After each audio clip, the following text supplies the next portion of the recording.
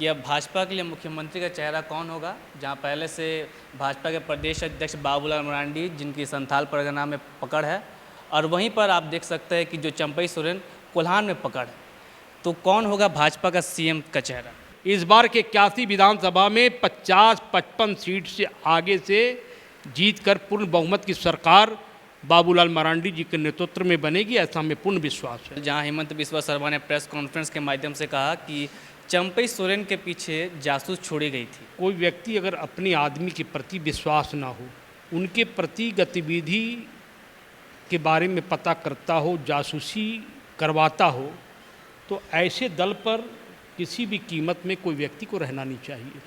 ये तो संजोगवश है कि चंपई सोरेन जी के जासूस पकड़ा गए, लेकिन इसके बाद भी कई मंत्री उनकी जासूसी हो रही होगी, और 5 महीने वे मुख्यमंत्री पद में रहते हुए पूरी ईमानदारी के साथ, निष्ठा के साथ उन्होंने काम किया। लेकिन 5 महीने के बाद में अचानक हेमंत सोरेन जी फिर आते हैं और चंपई जी को मुख्यमंत्री मान लेते हैं। फिर अचानक उनका मन बदल जाता, उनको ये लगता है कि कहीं चंपई सोरेन की लोकप्रियता के आगे कहीं हम नष्ट ना हो जाएं, नेस्तनाबूद ना हो जाएं। नमस्कार, सोशल संवाद में आप सभी का स्वागत है। मैं आकाश पोद्दार। जैसा कि आपको पता है, कल चंपई सोरेन ने जेएमएम के सभी पदों से इस्तीफा दे दिया है और कल वो भाजपा को ज्वाइन करेंगे। जहां आप देख रहे थे कई दिनों से लगातार चंपई सोरेन सुर्खियों में थे। पहले बोल रहे थे कि अलग पार्टी बनाएंगे, उसके बाद कह रहे थे कि अगर कोई साथ मिल जाए तो उनके साथ चलेंगे। लेकिन सोमवार को एक तस्वीर सामने आई जहां चंपई सोरेन, केंद्रीय गृह मंत्री अमित शाह और हेमंत बिस्वा शर्मा साथ में थे। तब तक सब साफ हो गया था कि वो भाजपा में ज्वाइन करेंगे। इसी विषय पर चर्चा करेंगे और हमारे साथ भाजपा के वरिष्ठ नेता अभय सिंह जी मौजूद है। चंपई सोरेन हेमंत सोरेन को छोड़कर अब भाजपा ज्वाइन करने वाला है, आपका रिएक्शन क्या है? चंपई सोरेन जी झारखंड के एक वरिष्ठ नेता हैं और आदिवासी दलितों के बीच में उनकी अच्छी पैठ और पकड़ है। वे भारतीय जनता पार्टी में शामिल हो रहे हैं, यानी उनका विचारधारा अब राष्ट्रीय सोच के तहत वे भारतीय जनता पार्टी के प्रति निष्ठा दिखाते हुए ज्वाइन कर रहे हैं। तो मैं उनका तहे दिल से स्वागत करता हूं, अभिनंदन करता हूं, और हमें पूर्ण विश्वास है कि जिस अपेक्षा और आकांक्षा के साथ वे पार्टी में शामिल हो रहे हैं, तो इसका लाभ पार्टी को मिलेगा, ये हमें पूर्ण विश्वास है। और एक खबर सामने आई थी कल, जहां हेमंत बिस्वा शर्मा ने प्रेस कॉन्फ्रेंस के माध्यम से कहा कि चंपई सोरेन के पीछे जासूस छोड़ी गई थी। कल बाबूलाल मरांडी ने भी प्रेस कॉन्फ्रेंस करके जानकारी दी है, इस पर क्या कहना चाहेंगे? निसंदेह कोई व्यक्ति अगर अपने आदमी के प्रति विश्वास ना हो, उनके प्रति गतिविधि के बारे में पता करता हो, जासूसी करवाता हो, तो ऐसे दल पर किसी भी कीमत में कोई व्यक्ति को रहना नहीं चाहिए। वे अभी तक मंत्री थे, और अपने मंत्री के खिलाफ में इस प्रकार का दुष्प्रचार, इस प्रकार की जासूसी हथकंडा अपनाना इस बात को प्रमाणित करता है कि आप जब मंत्री पद से सुशोभित किए तो ऐसे कई मंत्रियों के आप जासूसी करवाते होंगे।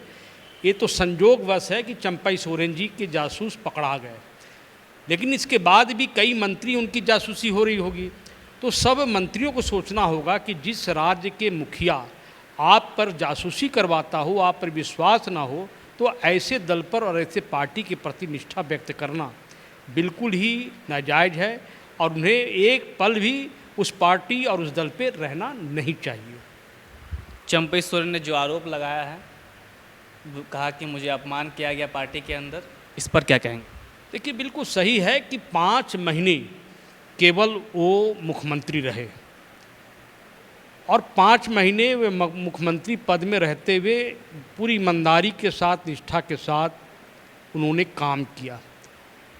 लेकिन 5 महीने के बाद में अचानक हेमंत सोरेन जी फिर आते हैं और चंपई जी को मुख्यमंत्री मान लेते हैं। फिर अचानक उनका मन बदल जाता, उनको ये लगता है कि कहीं चंपई सोरेन की लोकप्रियता के आगे कहीं हम नष्ट ना हो जाएं, नेस्तनाबूद ना हो जाएं। तो परिवारवाद की पार्टी, एकला चलो रे की पार्टी, व्यक्तिवादी राजनीति की पार्टी, तो ऐसे लोग से आदमी छुटकारा ले लेते हैं, तो ये सबसे बड़ा स्वागत योग्य कदम है। और एक सवाल रहेगा सर कि अब भाजपा के लिए मुख्यमंत्री का चेहरा कौन होगा, जहां पहले से भाजपा के प्रदेश अध्यक्ष बाबूलाल मरांडी जिनकी संथाल परगना में पकड़ है, और वहीं पर आप देख सकते हैं कि जो चंपई सोरेन कोल्हान में पकड़ है, तो कौन होगा भाजपा का सीएम का चेहरा? देखिए, सबसे पहले तो मैं ये बता दूं कि बाबूलाल जी का पकड़ संथाल परगना से लेकर 5 प्रमंडल में है। अभी 2019 में जब वे वापस पार्टी में आए हैं, तो उसके बाद में कोल्हान में एक भी चुनाव नहीं हुआ, और जो भी चुनाव हुआ वह गीता कोड़ा जी किन्हीं कारणों से, हारने के भी कई कारण होते हैं, जीतने के भी कई कारण होते हैं, लेकिन बाबूलाल जी के पकड़ कोल्हान में है।